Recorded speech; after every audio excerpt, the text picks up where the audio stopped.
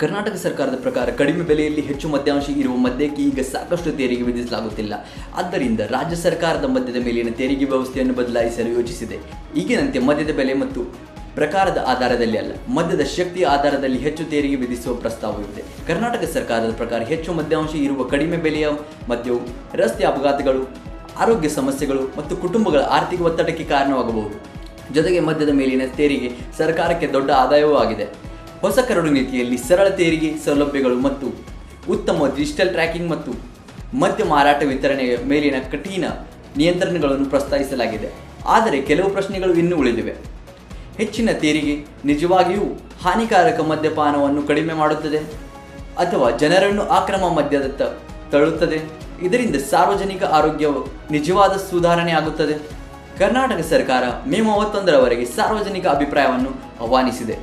ನಿಮ್ಮ ಅಭಿಪ್ರಾಯವು ಹಂಚಿಕೊಳ್ಳಿ ಸಿವಿಸೋಟ್ ಜೊತೆಗೆ ಮತ್ತು ಸಿವಿಸೋಟ್ ಲಿಂಕನ್ನು ಕ್ಲಿಕ್ ಮಾಡಿ ನಿಮ್ಮ ಅಭಿಪ್ರಾಯ ನಮ್ಮ ಜೊತೆ ತಿಳಿಸಿ. ಧನ್ಯವಾದಗಳು. ನಿಮ್ಮ ಅಭಿಪ್ರಾಯ ನಮಗೆ ತುಂಬ ಮುಖ್ಯ.